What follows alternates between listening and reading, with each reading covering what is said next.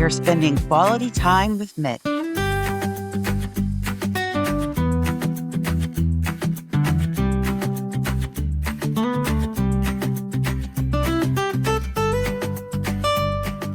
Hey there, how are you doing? How's your day shaping up? What's new? Feeling good? I bet you are. You've got this. Whatever today throws at you, I know you're going to crush it. I'm Mick Danzig, and this is Quality Time with Mick, your go-to pause for fresh takes on life, business, and culture. It's been a blistering summer in the States so far, causing World Cup fans to blow up social media with their cries to the Greek god Helios for mercy. The U.S. exited the tournament amidst controversy and disappointing play, proving once again politics and international sports get along as well as, well, Peter Griffin and the giant chicken. In entertainment news, Hollywood anxiously awaits the performance results for Christopher Nolan's latest epic, The Odyssey, which is receiving mixed reviews for his modernized take on Homer's almost 3,000-year-old masterpiece. With its massive budget and marketing, the film needs to make over $500 million just to break even. With sold-out IMAX screenings all over the country, it'll come in hot. But does it have the legs to hit the goal after its $100 million projected opening weekend? With all that being said, before Hanna Hampton from HR After Hours swings by, I must share my recent flirtation with fate and tell you how I beat Death Clock.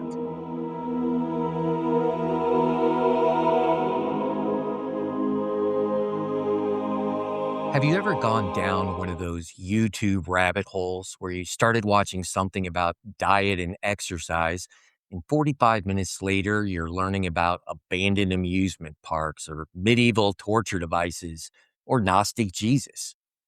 Well, one of those late night rabbit holes reminded me of something I hadn't thought about since I was in college, and that's back in the 90s, the death clock.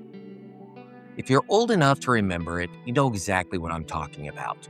One of those early internet urban legends. You answered a few questions, and it supposedly calculated the exact day you were going to die. Back then, it was a joke. You'd try it, laugh at the result, which was usually 20 to 25 years down the line, and then move on. So last November, I figured, why not? I'm older now. I'm sober, spiritually aware, healthier than I've been in years. Surely this thing's going to say 15, 20, 25 years even. Instead, it gave me 7 months. No, I didn't believe it, but seeing a date slapped on your life is weird, hard to laugh off. And it tacked on a cause. It said landscaping accident. And that's kind of awkward timing because I was literally going to start re-landscaping my yard this spring. My hostas had declared war. So what to do? Well, I convinced myself to use my date with the Dark Harvester as motivation, marking a monthly countdown on my Outlook calendar. But by month 4, it wasn't the app talking, it was how other people reacted. I only told 2 friends about my tentative dance with La Katrina, and they did not share my lighthearted take. And then a confidant told my tale to another mutual acquaintance. Well, I was irked. I didn't want my toying and tempting with fate become public knowledge. That's when I quietly deleted the reminders in my calendar, including my death date, and chose to keep it close to my chest. My calendar was clear of the date of destiny, and all reminders taking it away from typed existence provided relief. Even when June rolled around, my concern was minimal. I remembered the proximity of the looming date, but not the exact date. And then, well, something just didn't feel quite right. Especially when I was alone with my thoughts. A small internal voice told me to proceed with caution. I had nothing to fear, but shouldn't get cocky about it. So I took a pause on my landscaping to focus on other tasks and made it a point to go out and enjoy myself.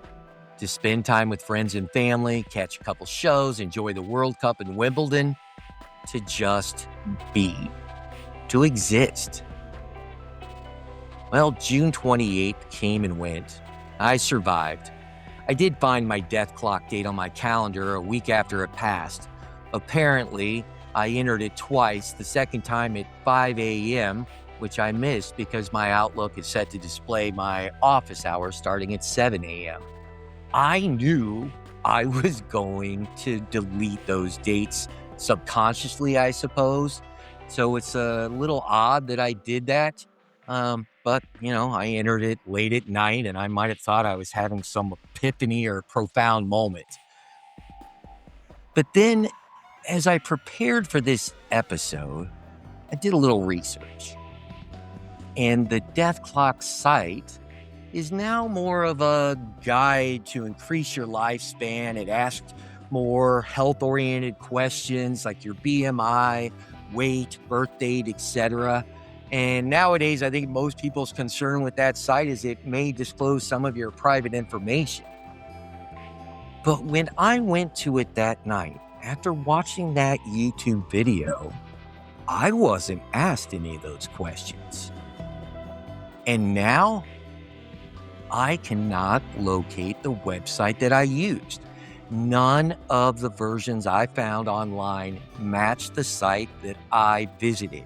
It was the same site that I visited back in college. It asked 3 or 4 questions, told me how I was going to die, and then you moved on.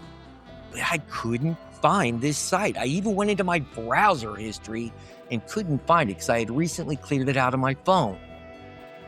And for some reason, I cannot completely clear it from my thoughts. So maybe I didn't beat the death clock. I only survived it.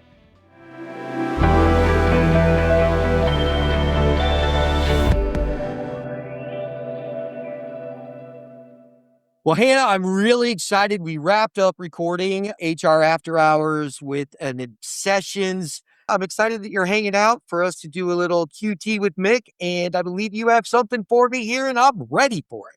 I do, but before I get into it, in our recent episode we just recorded, we talked about anthology series on television. As you know, I'm a huge fan of the television anthology format. So that's something that I just absolutely love. And I want to do a little fun little game in the spirit of Beyond Belief Fact or Fiction. Nice. Yeah, I don't know if you watched that show, but I certainly did. It used to be on Fox, I believe, back in the day. It was late 90s, early 2000, hosted mostly by Jonathan Frakes, which any Star Trek fans out there, you have to love Jonathan Frakes. I know I do. He's the bestest. Basically, the whole premise of the show, they would show 4 or 5 little stories, and the whole goal of it was to watch the stories, and then you have to guess if they are fact or fiction. Did these stories actually happen, or are they fiction? And it was a lot of fun because some of the stories were based on urban legends that either did happen or didn't happen, but it was one of those shows that was a lot of fun. And what I want to do for our little segment here was I would like to read you a HR story, and you tell me if you think it is fact or fiction. So, Mick, are you down for this game? Oh my God, I'm so in, and I just added that TV show to my queue on Peacock and YouTube. All right. And we talked about how much you love YouTube on a different episode, so this aligns with that. So, the title is called The Interview with a Support Parrot. Job interviews bring out incredible nerves, but one candidate took their coping mechanism a bit too far. An HR recruiter recounted a video interview where the candidate showed up with a large, vibrant, tropical parrot perched firmly on their shoulder. When the interviewer gently asked if the bird could be moved to another room to avoid distractions, the candidate insisted it was a, quote, certified emotional support animal, unquote. Yes! That helped them articulate answers. The real trouble started during the technical portion of the interview. Whenever the candidate stumbled over a question, the parrot would loudly squawk, "Quack!" Don't answer that. It's a trap. Needless to say, the candidate did not advance to the next round. Now, you and I, we work in that world, and you are deep in the recruiting world. So, I'm sure you've seen some things. Can you tell me, do you think this is fact or is it fiction? Wow. 5 years ago, I would have said no flipping way, right? Mm-hmm. And we've all, or at least, have you ever interviewed someone, can hear someone coaching them in the background noise? Have you ever had that No, happen to but you? I don't do that much phone interviewing. Most of mine are just in person. Gotcha, gotcha. I've had that happen a few times when interviewing people in New York and New Jersey. Shocked and amazed, right? That sounds about right. Where I could actually hear the person offline, coaching them. I let them do it. And of course, yeah, I wasn't going to confront them. So with this, I mean, Jesus, you could take an emotional support iguana on a plane now. So I'm going to go. Sure. It wouldn't surprise me if this is fact.